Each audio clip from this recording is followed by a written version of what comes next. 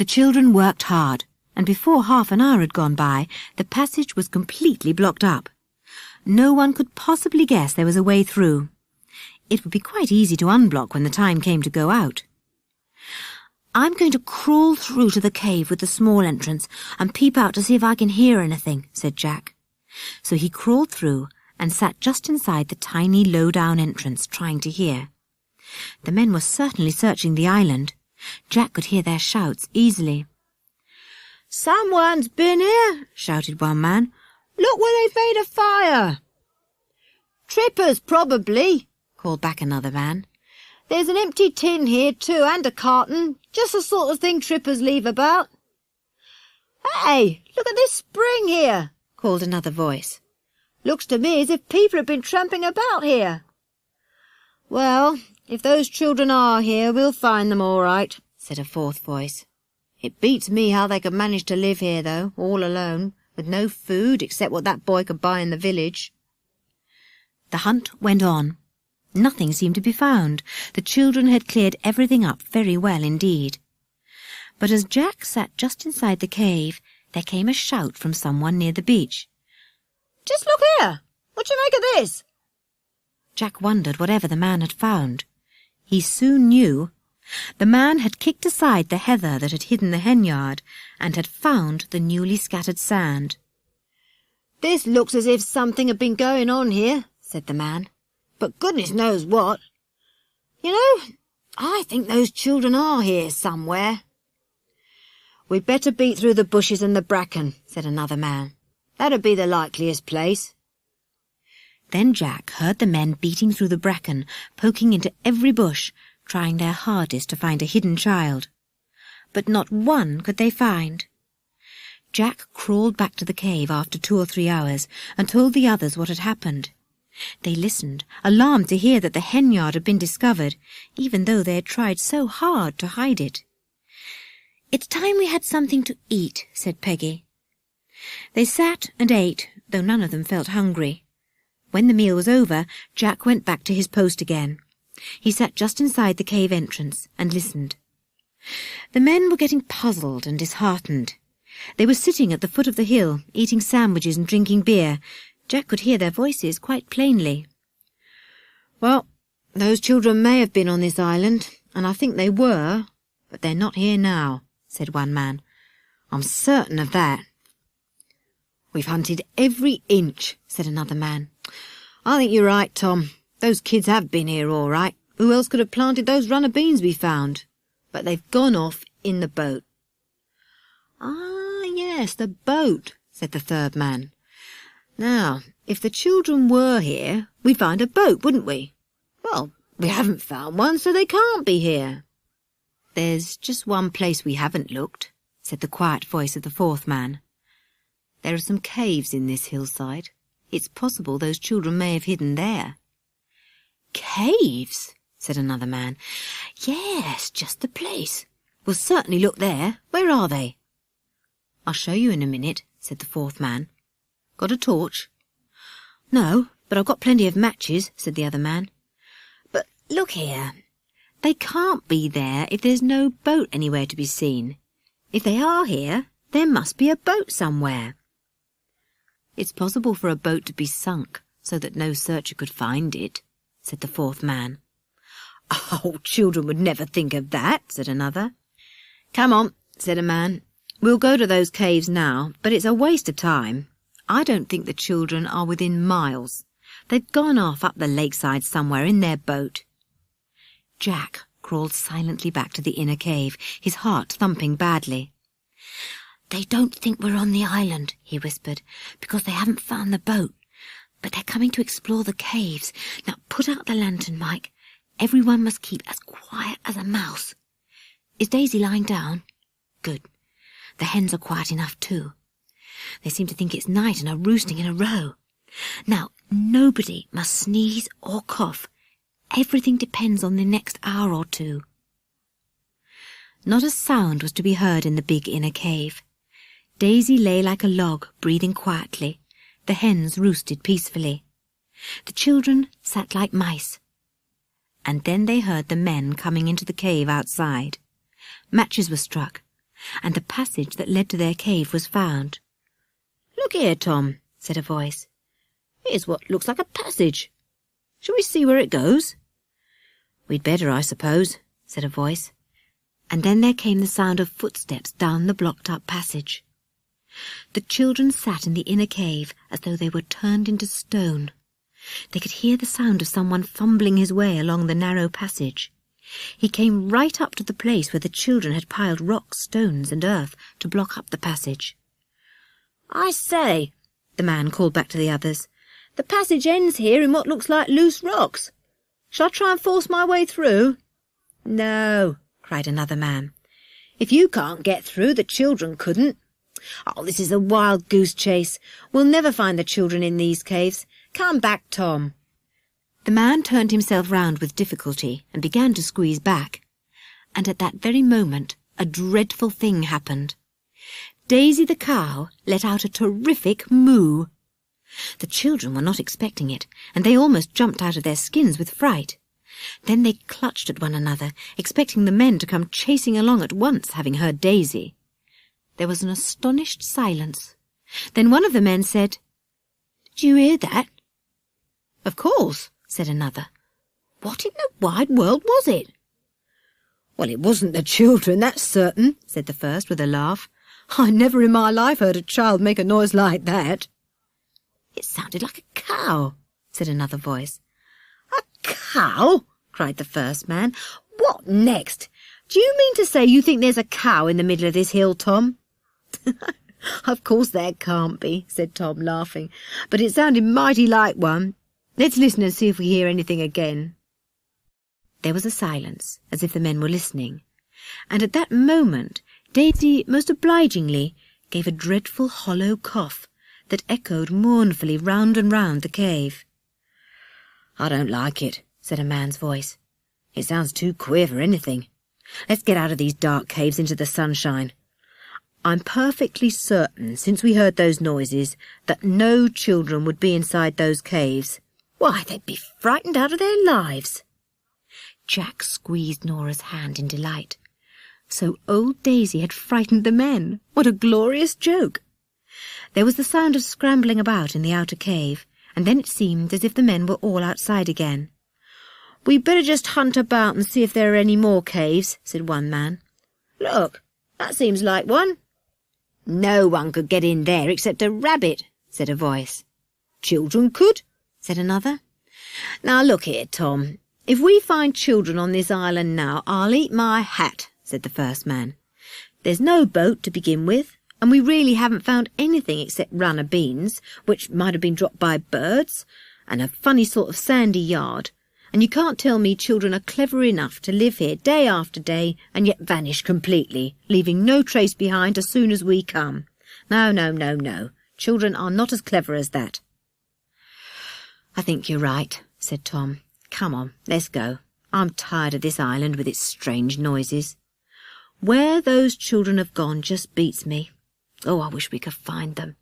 There's such a surprise waiting for them." The voices grew distant as the men went down the hill to the beach where they'd put their boat. Jack crept quietly through the low passage into the small cave with the tiny entrance. He put his ear down to the entrance and listened. The sound of voices floated up to him. He heard the sound of oars being put ready. He heard the sound of the boat being pushed onto the water. And then came the sound of splashing. "They're going!" he called. "They really are!" The others crowded round Jack. Then, when he thought it was safe, they all squeezed out of the tiny cave entrance and crept out onto the hillside. Well hidden in the tall bracken, they watched the boatful of men being rowed away, away, away. The splashing of the oars and the men's voices came clearly to the 4 children as they stood there. Nora suddenly began to cry. The excitement had been so great, and she'd been so brave, that now she felt as if she must cry and cry and cry. And then Peggy began, and even Mike and Jack felt their eyes getting wet. This was dreadful. But, oh, it was such a glorious feeling to know that they had not been discovered, and that their dear little island, their secret island, was their very own again. A low and mournful noise came from the inside of the hill. It was poor old Daisy the cow, sad at being left alone in the cave. The children couldn't help laughing now. "Do you remember how Daisy frightened those men?" chuckled Jack. "She frightened me too," said Peggy. "I really thought they'd found us when that man got up to the part we'd blocked up," said Jack. "Yes, it was a jolly good thing we did block it up," said Peggy. "We would most certainly have been found if we hadn't." "And it was a good thing Mike sank the boat," said Nora. "If they had found a boat here, they would have gone on looking for us till they'd found us." "I wonder what they meant when they said that such a surprise was waiting for us," said Mike. "It couldn't have been a nice surprise, I suppose." "Of course not," said Peggy. "They're almost out of sight," said Nora. "Do you think it's safe to get up and do a dance or something, Jack? I'm just longing to shout and sing and dance after being shut up in the cave for so long." "Yes, we're safe enough now," said Jack. "They won't come back. We can settle into the caves for the winter quite happily." "Shall we light a fire on the beach and have a good hot meal?" said Peggy. "I think we could all do with one." "Right," said Jack, and they set to work. Soon they were eating as if they had never had a meal in their lives before. And then a loud moo from the hillside reminded them that Daisy was still there. So, leaving the girls to clear up, Jack sped off with Mike to get Daisy and the hens. "You're a good old cow, Daisy," Jack said to her, rubbing her soft nose. "We hoped you wouldn't moo when those men were hunting for us, but you knew better, and you mooed at them and sent them off." The days were much shorter now, and night came early. It didn't seem long before the sun went and the stars shone out in the sky. "Oh, I'm sleepy," said Jack at last. "Let's have some chocolate and a last talk and go to bed. You know, we shall soon have to think seriously of going to live in the caves. It won't be nice weather much longer." "We'll decide everything tomorrow," said Mike sleepily, munching his chocolate. They were soon asleep, for the day's excitement had quite tired them out. But how lovely it was to wake the next day and know that the hunt was over and that they were safe for the winter. How they sang and joked and teased one another as they went down to bathe. "Ooh," said Nora as she slipped into the water. "It's getting jolly cold to bathe in the lake, Jack. Have we got to do this all the winter?" "Of course not," said Jack. "We'll have to give it up soon, but it's nice whilst it's warm enough." That week the weather became really horrid. Storms swept over the lake, and the children thought it looked just like the sea, with its big waves curling over and breaking on the beach with a crash. The waves ran right up the beach, and it was impossible to make a fire there. "I think we'll have to give up Willow House now and go to live in the caves," said Jack one morning after a very wild night. The wind had slashed at the trees all night long, the rain had poured down, and, to the children's dismay, a little rivulet of rain had actually come into Willow House from the back and had soaked the heather bed Peggy and Nora were lying on. The leaves were falling from the trees. Every tree and bush had flamed out into yellow, crimson, pink, brown or orange. The island was a lovely sight to see when the sun came out for an hour or two, for then its rays lighted up all the brilliant leaves and they shone like jewels. But now the leaves were falling. Leaves were dropping down in Willow House from the branches that made the roof. It was funny to lie in bed at night and feel a leaf drop lightly onto your cheek. Willow House looked different now that there were so few green or yellow leaves growing on the roof and walls. It was bare and brown. Nora caught a cold and began to sneeze. Jack said they must move to the caves at once, or they would all get cold. And if they were ill, what would happen? There was no doctor to make them well. They dosed Nora with hot milk and wrapped her up in the 2 new blankets Jack had bought in the village one week when he'd been marketing. They set her at the back of the outer cave with a candle beside her, for it was dim in that corner. She soon got better and was able to help the others when they made their plans for living in the cave. "We'll make this outer cave our living room and bedroom," Jack said, "and the inner one shall be our storeroom. We'll always have a fire burning at the entrance, and that will warm us and cook our food. This is going to be rather fun. We shall be cave people this winter." That week, the children made all their plans for passing the winter in the cave. Already all their stores were safely placed in the inner cave. It was just a question of getting the outer cave comfortable and homelike. Peggy was wonderful at this sort of thing. "You two boys must make a few shelves to put round the cave," she said. "You can weave them out of stout twigs and put them up somehow. We'll keep our books and games there and any odd things we want. You must somehow manage to hang the lantern from the middle of the roof. Then, in the corner over here, we'll have our beds of heather and bracken." Peggy swept up the floor of the cave with a brush made of heather twigs, and then she and Nora threw fine sand on it which they'd brought from the beach. It looked very nice. The boys brought in the heather and bracken for the beds. Peggy arranged them comfortably, and then threw a blanket over each bed but one. There were only 3 blankets, 2 new ones and 1 old one, so it looked as if someone must go without. "What's the 4th bed going to have for a blanket?" asked Jack. And then Peggy brought out a great surprise. It was a fur rug, made of rabbit skins that she had carefully cleaned, dried and sewn together. How the others stared! "But how lovely, Peggy," said Jack. "It's a most beautiful fur rug, and we'll be as warm as toast. We'll take it in turns to have it on at night." "Yes, that's what I thought," said Peggy, pleased to find the others admired her rabbit rug so much. "It was very hard to sew the skins together, but I did it at last. I thought it would be a nice surprise for when the cold weather came." Soon the cave began to look very homely indeed. The shelves were weighed down with books and games, the lantern swung in the middle, and they all knocked their heads against it before they became used to it there. The beds lay neatly in the corner at the back, covered with blankets and the rabbit rug. In another corner stood the household things that Peggy was always using, the kettle, the saucepans, and so on. It was very cosy in the cave when the wind howled round the hillside. The light from the lantern shone down, and sometimes Peggy had an extra candle beside her when she sewed. The boys scraped at a bit of wood, carving something, or played a game with Nora. Sometimes they read out loud. The fire burnt brightly and lighted up the cave brilliantly every now and again when extra big flames shot up. Oh, it was great fun. There was always plenty to do. Daisy still had to be milked each morning and evening. She seemed quite happy living in the grassy field, and the boys had built her a sort of shelter where she went at night. There were the hens to feed and look after. They were in a yard near the cave now. They were not laying so many eggs, but the children had plenty of stores and didn't worry about eggs. November passed by.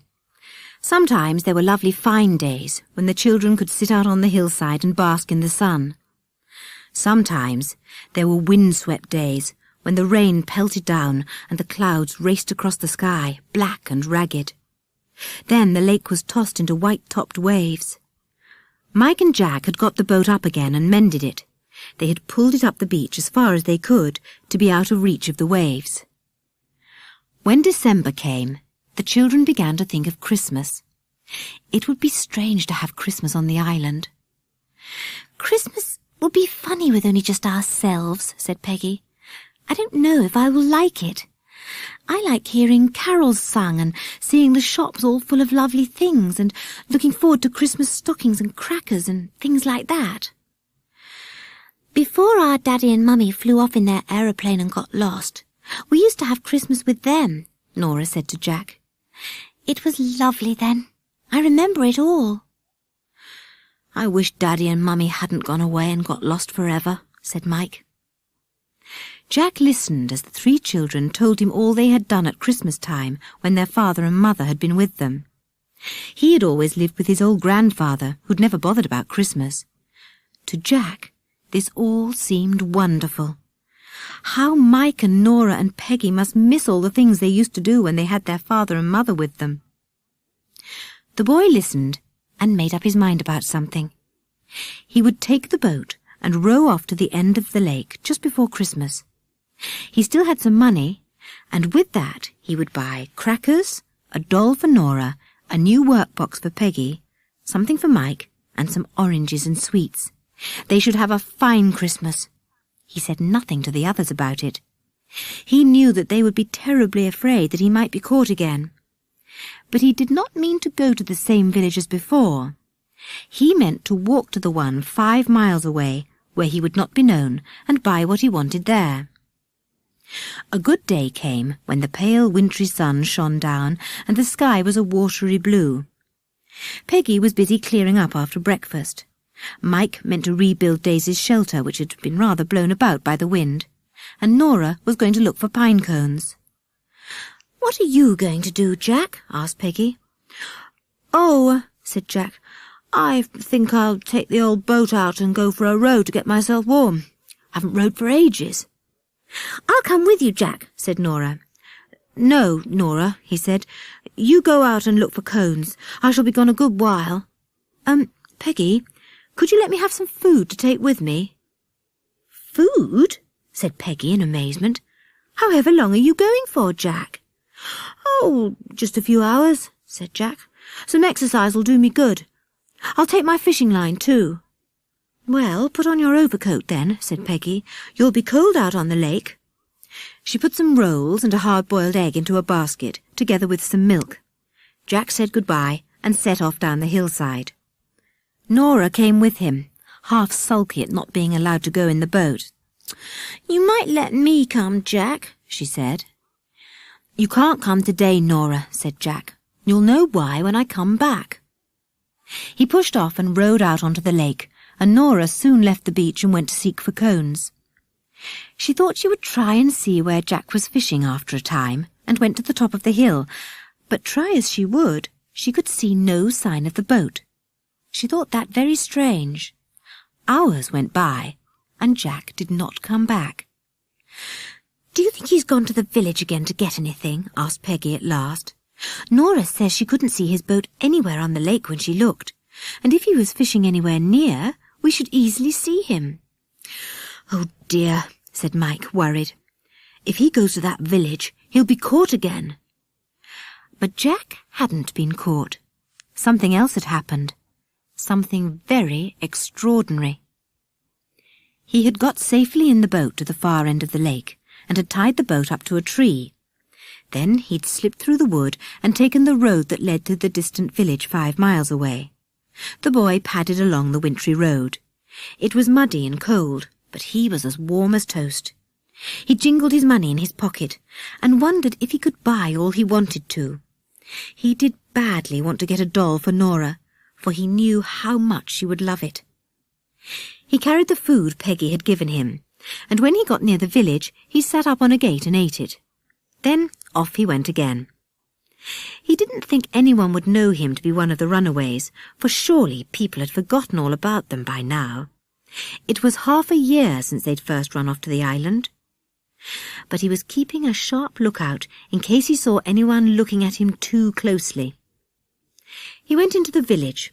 It was a big, straggling one, with a small high street running down the middle. There were about 6 shops there. Jack went to look at them. He left the toy and sweet shop till last. He looked at the turkeys in the butcher's shop, some with red ribbons on. He looked into the draper's shop and admired the gay streamers that floated all about it to decorate it for Christmas. And then he came to the toy shop. Dolls stood in the window with their arms stretched out, as if they were asking people to buy them. Jack stood gazing, wondering which doll to buy for Nora. He had already seen a nice little work basket for Peggy, and had spied a book for Mike about boats. There was a box of red crackers at the back of the window, too, which he thought would do well for Nora. It would be such fun to pull them on Christmas Day in the cave and wear paper hats there. Jack went into the shop. It had 2 or 3 other people there, for the shop was a post office too, and people were sending off Christmas parcels. The people in the shop were talking to one another. At first, Jack didn't listen, and then he heard something that made him prick up his ears. This is what he heard. "Yes, it's a great pity those children were never found," said one woman. "Their father and mother are quite ill with grief, I've heard. "Oh, poor things," said the second woman. "It's bad enough to come down in an aeroplane on a desert island and not be found for 2 years, and then to come back safe to see your children and learn that they've disappeared." Jack's eyes nearly dropped out of his head. What did this mean? Could it possibly mean that Mike's father and mother had turned up again? Forgetting all about being careful, Jack caught hold of the arm of the first woman. "Please," he said, "please tell me something. Were the 3 children you're talking about called Mike, Peggy and Nora? And is it their father and mother that have come back?" The woman in the shop stared at the excited boy in astonishment. "Yes," said the first woman, "those were the children's names. They disappeared in June with another boy called Jack and have never been found. And in August, the missing father and mother were found far away on a Pacific island and brought back safely here. Their aeroplane had come down and smashed, and they had been living there until a ship picked them up." "But their children had gone," said the shop assistant, joining in, "and it almost broke their hearts, for they'd been worrying about them for months and longing to see them." "What do you know about all this?" suddenly said one of the women. "You're not one of the children, are you?" "Never mind about that," said Jack impatiently. "Just tell me one thing. Where are the father and mother?" "Oh, they're not far away," said the shop assistant. "They're staying at an hotel in the next town." "What hotel?" said Jack eagerly. "The Swan Hotel," said the shop assistant, and then the women stared in amazement as Jack tore out of the shop at top speed, his eyes shining and a look of the greatest excitement on his brown face. He ran to the bus stop. He knew that buses went to the town, and he had only one thought in mind, to get to the Swan Hotel and tell Mike's father and mother that their children were safe. Never in his life had Jack been so excited. He jumped into the bus and couldn't keep still. He leapt out of it when it rumbled into the town and ran off to the Swan Hotel. He rushed into the hall and caught hold of the hall porter there. "Where are Captain and Mrs. Arnold?" he cried. "Here, here, not so fast, young man," said the porter, not quite liking the look of the boy in the old overcoat and worn-out shoes. "What do you want the captain for?" "Oh, please, tell me where they are," begged Jack. And at that moment a voice said, "Who's this asking for me? What do you want, boy?" Jack swung round. He saw a tall, brown-faced man looking down at him, and he liked him at once, because he was so like Mike to look at. "Captain Arnold, I know where Mike and Peggy and Nora are," he cried. The captain stared as if he'd not heard aright. Then he took Jack's arm and pulled him upstairs into a room where a lady sat writing a letter. Jack could see that she was the children's mother, for she had a look of Peggy and Nora about her. "This boy says he knows where the children are, Mary," said the captain. Jack poured out his story, and the 2 grown-ups listened without saying a word. When he'd finished, the captain shook hands with Jack, and his wife gave him a hug. "You're a fine friend for our children to have," said the captain, his face shining with excitement. "And you really mean to say that you've all been living together on that little island and nobody has found you?" "Yes," said Jack. "And, oh, sir, is it true that you and Mrs. Arnold have been living on an island too, till a ship picked you up?" "Quite true," said Captain Arnold with a laugh.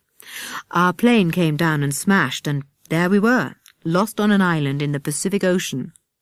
Little did we know that our children were going to live alone on an island too.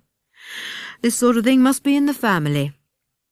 "John, we must go at once to them," said Mrs. Arnold, who was almost crying with joy. "Quickly, this very minute, I can't wait." "We'd better get a proper boat," said Jack. "Our old boat is a leaky old thing now." It wasn't long before a car was brought round to the door, and Jack, Captain and Mrs. Arnold were motoring to the lakeside. They hired a big boat from a fisherman there and set off to the secret island. Meanwhile, the 3 children were getting more and more worried. It was past tea time now and getting dark. Where could Jack be? "I can hear the splash of oars," cried Peggy at last.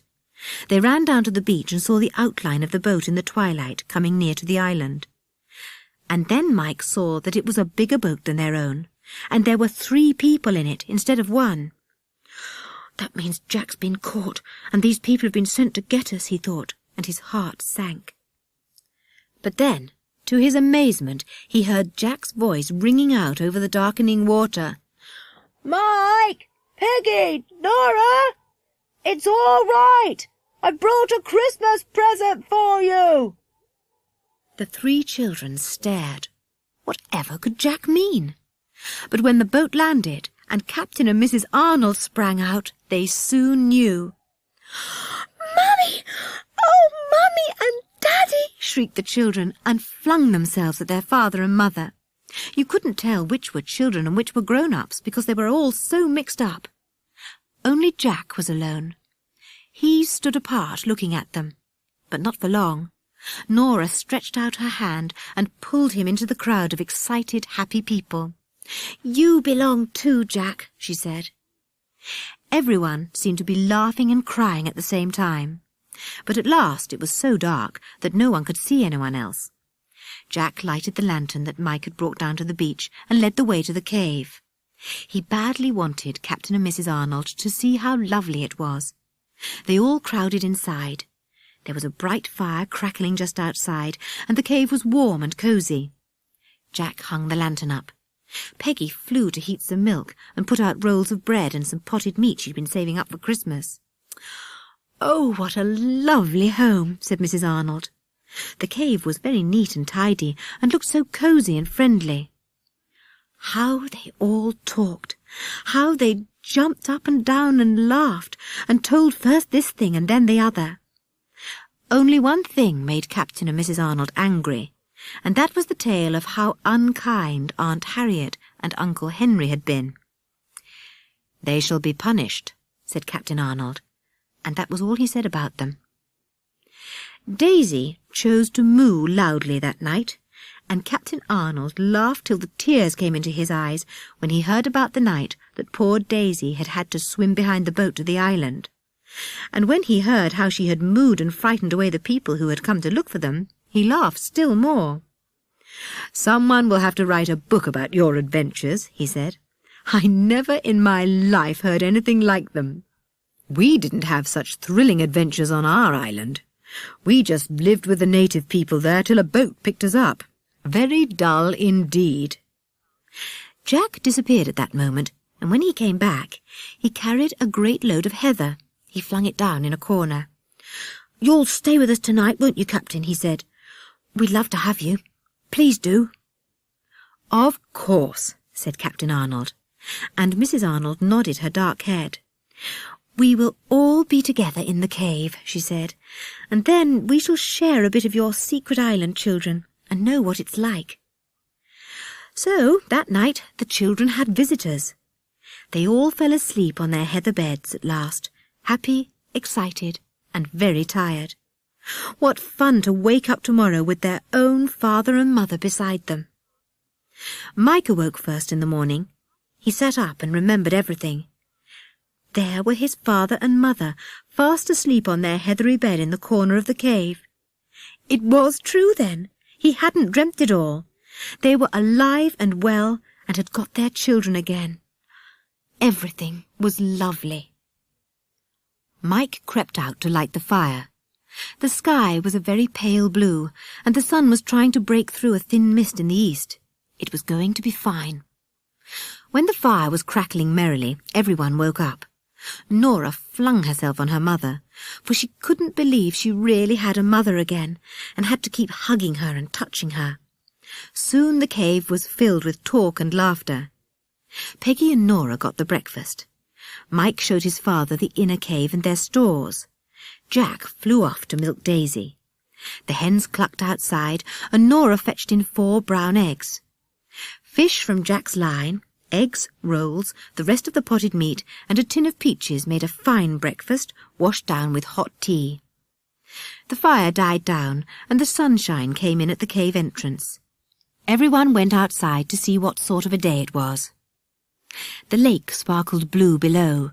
The bare trees swung gently in the breeze. Nora told her mother all about the wild raspberries and strawberries and nuts, and Peggy chattered about the seeds they'd planted and the baskets they could make. And then Captain Arnold said, "Well, I think it's about time we were going." The children looked up at him. "Going? What do you mean, Daddy? Leave our island?" "My dears," said Captain Arnold, "you can't live here always. You are not runaways any more. You are our own children that we love, and we must have you with us." "Yes," said Mrs. Arnold, "we must all go back to a proper home. And you must go to school, my dears. You have been very brave and very clever and very happy too, and now you can have a lovely home with us, and we will all be happy together." "But what about Jack?" asked Nora at once. "Jack is ours too," said Mrs. Arnold. "I'm sure his grandfather will be glad for us to have him for always. He shall have me for his mother, and your father shall be his too. We will all be one big family." Jack wanted to say such a lot, but he couldn't say a single word. It was so strange. His face just went red with joy, and he held Nora's hand so tightly that he hurt her without meaning to. "Mummy, I shall so hate leaving our dear, dear island," said Nora. "And Willow House too, and our cosy cave in the bubbling spring, and everything." "I think I might be able to buy the island for you," said Daddy. "Then, in the holidays, you can always come here and run wild and live by yourselves if you want to. It shall be your very own." "Oh, Daddy!" shouted the children in delight. "We shan't mind going to school and being proper and living in a house if we've got the island to go back to in the holidays." "But I think you must leave it now and come back home for Christmas," said Mrs. Arnold. "We have our own old home to go back to. You remember it, don't you? Don't you think it would be nice to have Christmas there, and a Christmas pudding and crackers and stockings full of presents?" "Yes, yes, yes!" shouted all the children. "It's just what I longed for," said Nora. "I was going to buy you some red crackers yesterday, Nora," said Jack, "but I heard the great news before I'd bought anything." "You shall all have red crackers," said Captain Arnold with a laugh. "Now, what about getting off in the boat?" "Just give us time to say goodbye to everything," said Peggy. "Mummy, come down and see Willow House. We made it ourselves, and it's so pretty in the summer because, you see, it's a live house and grows leaves all the time." In an hour's time, everyone was ready to leave. The hens were bundled once more into a sack and were most annoyed about it. Daisy was left, and Captain Arnold said he would send a fisherman over for her. It was too cold for her to swim behind the boat. Most of the children's stores were left too. They'd be able to use them when they next went to the island. Peggy took the rabbit rug she'd made. That was too precious to leave. They brought the books too, because they'd got fond of those. They had stored everything carefully in the inner cave and thrown sacks over them in case of damp. They couldn't help feeling a bit sad to leave, although they knew they were going to their own happy home again. At last, everyone was in the boat. Captain Arnold pushed off, and the sound of oars came to Daisy's ears as she stood pulling at the thin winter grass. She stood watching the boat as it bobbed away on the waves. "Goodbye, dear secret island," said Nora. "Goodbye, goodbye," said the others. "We'll come back again. Goodbye, Daisy. Goodbye, everything." "And now let's talk about all we're going to do at Christmas," said Mrs. Arnold cheerfully, for she saw that the children were sad at leaving their beloved little island. It was not long before the 4 children and their father and mother, for Jack counted them as his parents too now, were settled happily in their own home. There was such a lot of excitement at first, for the children had to have new dresses, new suits, new underclothes, new socks, new shoes. Mrs. Arnold said that although Peggy had really done her best to keep them tidy, they were quite dropping to pieces. So off they went shopping, and came back feeling as grand as kings and queens, all dressed up in their new things. Peggy looked fine in a blue coat and skirt with a little blue hat. Nora wore red, and the 2 boys had suits and overcoats of dark blue. Jack felt queer in his. It was the first time in his life he'd ever had anything new of his own to wear, for he'd always gone about in somebody's old things before. The children looked at one another and burst out laughing. "How different we look now," said Mike. "Think of our dirty old rags on the island." It was strange at first to sleep in a proper bed again. The girls slept in a pretty room and had a little white bed each. The boys slept in the next room and had 2 brown beds. At first, they all wondered where they were when they awoke in the morning, but after a few days they got used to it. Christmas drew near. They all went out to buy presents for one another. It was most exciting. They went to London and marvelled at the great shops there. They watched all kinds of ships and boats sailing along in a big tank. They saw model trains tearing round and round a little countryside, going through tunnels, stopping at stations, just like a real train. It was all very exciting after living such a peaceful life on their island. Christmas was lovely.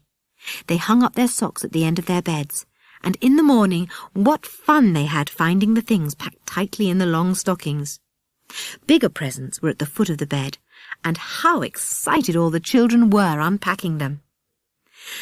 "This is better than Christmas in the cave," said Nora, unpacking a great big smiling doll with curly golden hair. "Oh, Jack, did you really buy this for me? Oh, how lovely, lovely, lovely!" Soon the bedrooms were full of dolls, books, trains, aeroplanes and motor cars. It was the loveliest Christmas morning the children had ever had, and certainly Jack had never in his life known one like it. He just simply couldn't believe his luck. "You deserve it all, Jack," said Nora. "You were a good friend to us when we were unhappy, and now you can share with us when we are happy." There was a Christmas tree after tea with more presents. And as for the crackers, you should have seen them. Red ones and yellow ones, blue ones and green ones. Soon everyone was wearing a paper hat, and how the children laughed when Captain Arnold pulled a cracker and got a tiny aeroplane out of it. "Well, you can't fly away in that, Daddy," cried Peggy. "You won't ever fly away again, Daddy, will you?" said Nora, suddenly frightened in case her father and mother should fly off again and be lost, so that the 4 children would be alone once more. "Nope, never again," said her father. "Mummy and I have made such a lot of money out of our flying now that we can afford to stay at home and look after you. We shall never leave you again." It was 4 happy children who went to bed that night. The boys left the door open between their room and the girls', so that they might all talk to one another till they fell asleep. They couldn't get out of this habit, for they had always been able to talk to one another in bed on the island. "Oh, it's been a lovely day," said Peggy sleepily. "But I do just wish something now." "What?" asked Mike. "I do just wish we could all be back in our cosy cave on our secret island for 5 minutes," said Peggy.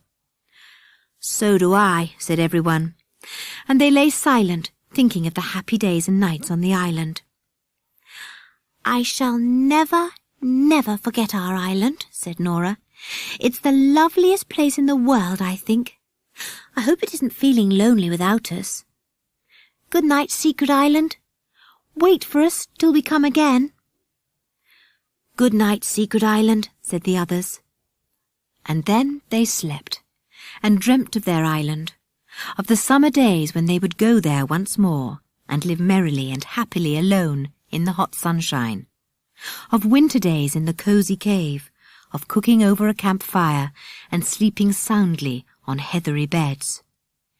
Dear Secret Island, only wait, and you shall have the children with you once again.